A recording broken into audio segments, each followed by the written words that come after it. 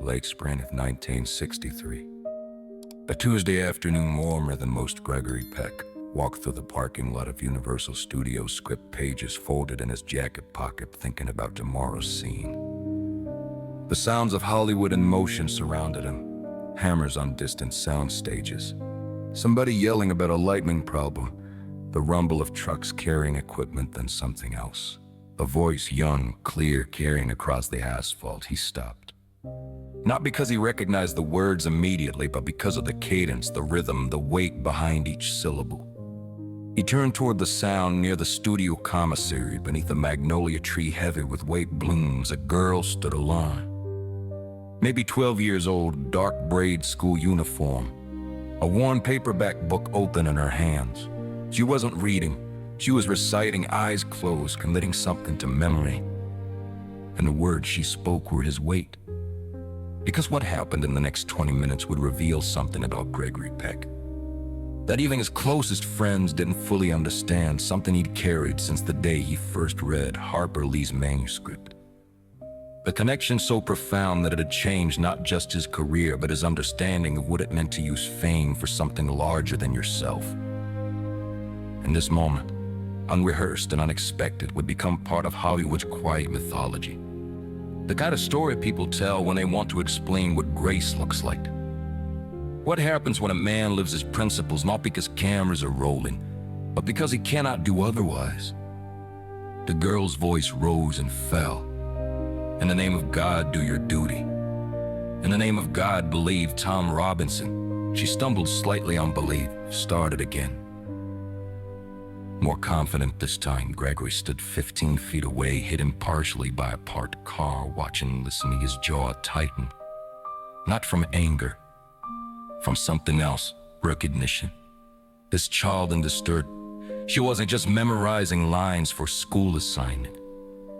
She was trying to carry the weight Atticus carried, trying to understand how words could be weapons against injustice. How a closing argument in a courtroom could be a prayer for human decency. He knew because he'd done the same thing. Spent weeks before filming studying every sentence Harper had written, testing each word against his own experience, against his father's teachings, against everything he'd learned about standing alone when everyone else sat silent. The girl opened her eyes, frowned at the page, tried again. But this time her confidence had cracked. She was losing it, the memorization, the meaning, the connection. Her hands trembled slightly. She wiped her eyes with the back of one hand, closed the book, stood there looking lost. Gregory stepped forward, not rushing. Never rushing. He'd learned long ago that sudden movements frighten people, especially young people already struggling with something important. He walked with purpose, but without urgency, his footsteps deliberate on the concrete. The girl heard her, looked up, her face went pale and red. She knew who he was. Everyone knew who Gregory Peck was in 1963, especially anyone who'd just been reciting Atticus Finch's closing argument. Have you ever seen someone freeze between terror and hope, between wanting to run and wanting to stay? Between the fear of embarrassment and the possibility of something extraordinary? That's what happened to this girl. And Gregory Peck stopped 3 feet in front of her and said, and that voice everyone recognized, that voice like distant thunder or prophecy, or the sound your conscience makes when it finally speaks loud enough to be heard. That voice which had told a jury in a southern courtroom that all men are created equal. That voice which had defined a generation's understanding of moral courage. Have you ever heard someone speak and known immediately that whatever comes next will matter for the rest of your life? That's what his voice did. Not because he tried, but because he couldn't help it. Because 60 years of living and 10,000 choices, both large and small, had shaped how air moved through his throat, how words formed in his mouth, how meaning traveled from his mind to yours. The girl stood frozen, hope clutched against her chest like a shield. Gregory smiled. Not the movie star smile, but the real one his children know. As a difficult speech, he said quietly, like an old friend, as if she belonged there, practicing words from a film already changing America. She only nodded. I struggled too. He went on. The rhythm has to reach higher toward truth. He paused, hands in his pockets, tone gentle. 6'3" of patience. The girl found her voice. It's from my 8th grade English class. We're reading the book. I wanted to do the speech for my oral report, but I keep messing up the middle part where you talk about. She stopped, swallowed, started again. Where Atticus talks about Thomas Jefferson and all men being created equal. I knew the words, but I don't know how to say them right. Gregory nodded. That's the hardest part. Because those words carry weight, not just the meaning, but the history. Every person who ever stood alone against a crowd, every person who ever defended someone everyone else had already condemned. Those people are in those words. That's what makes them so heavy. He gestured toward a nearby bench shaded by the magnolia. May I show you something? The girl nodded and mute again. They sat. Gregory took the paperback from her hands gently, his large fingers careful with the worn pages. He found the passage, ran his finger down the margin where someone had made notes in pencil. The girl's handwriting, questions marks, and underlying phrases. He smiled again. You're doing what I did. Trying to understand before you perform. That's good. That's what makes it real. He read the passage aloud, not performing, teaching his voice lower than it had been in the film, more intimate. He paused at certain moments, let the meaning settle. Then he explained. This is where Atticus acknowledges that the jury won't believe him. See, he's not naive. He knows what's gonna happen, but he makes the argument anyway. Not because he thinks he'll win, but because making the argument is the point. Bearing witness is the point. When you say these words, you're not trying to convince anyone. You're taking a stand. Does that make sense? The girl nodded slowly, then faster. Yes, it does. Like he's saying, I know you won't do the right thing, but I'm gonna show you what the right thing is anyway. So when you don't do it, you'll know.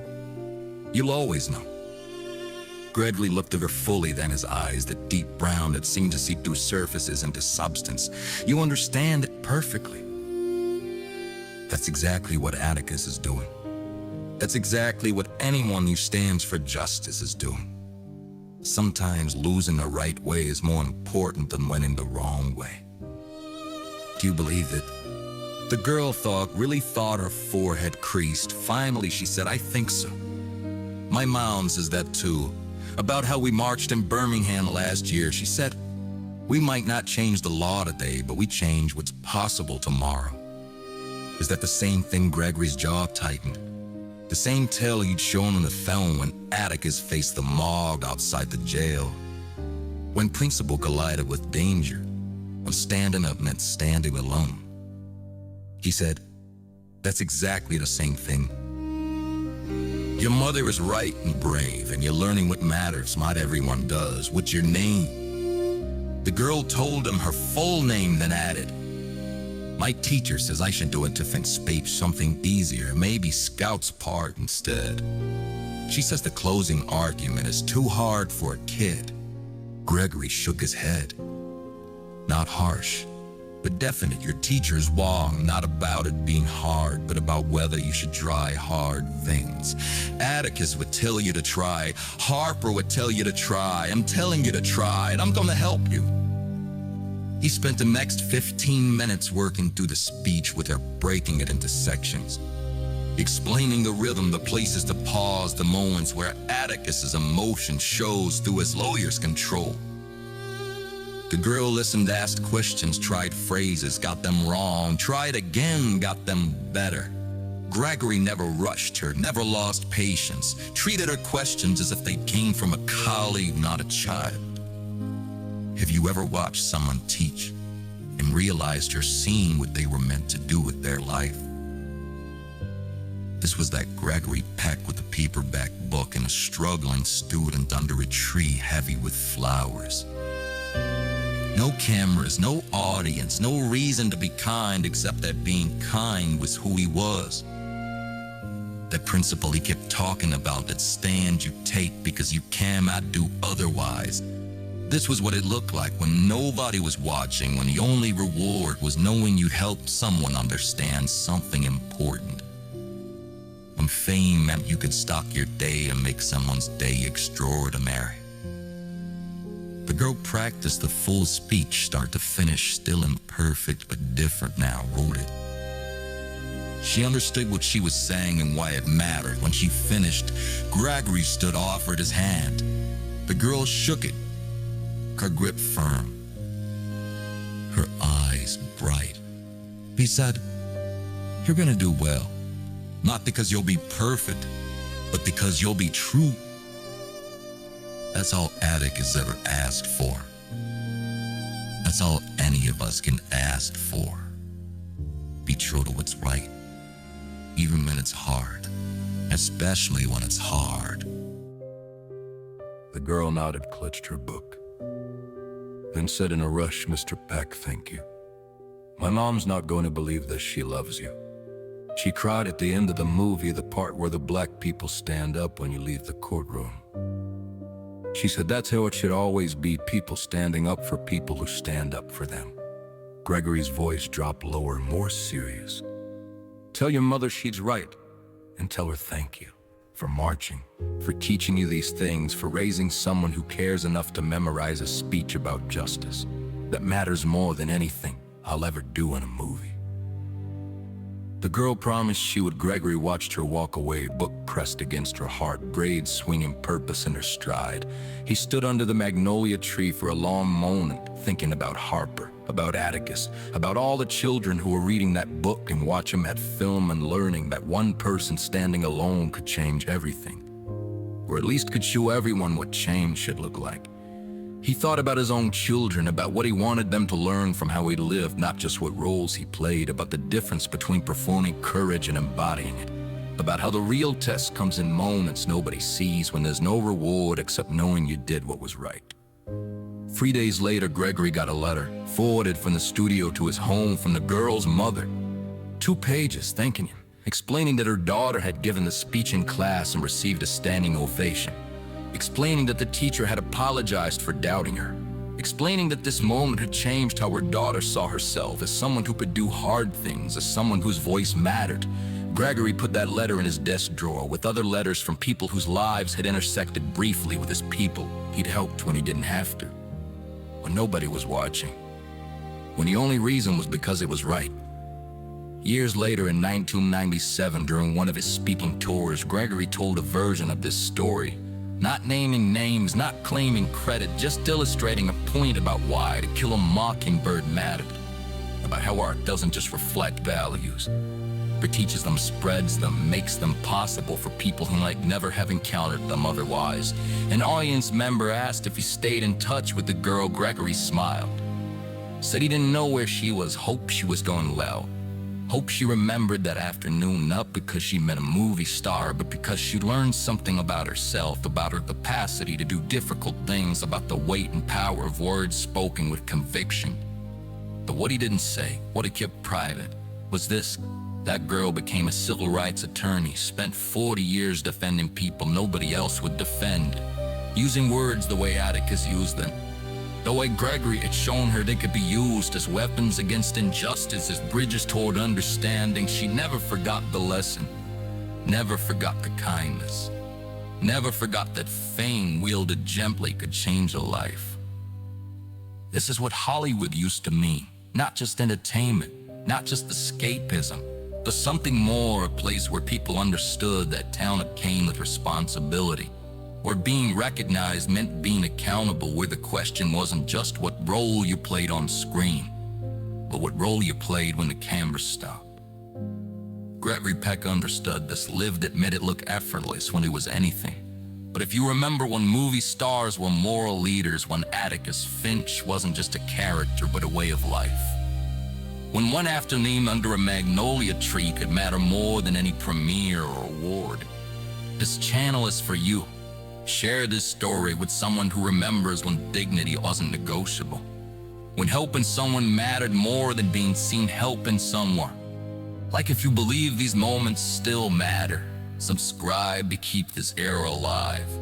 And tell us in the comments, what Gregory Peck film taught you about standing up for what's right? Or share a moment when someone's unexpected kindness changed your understanding of what was possible. Every memory matters. Every voice deserves to be heard. Because that's what Atticus would say. That's what Gregory lived. That all of us standing together for what's right is how the world changes. One conversation at a time. One afternoon under a tree at a time. One child learning to use her voice at a time.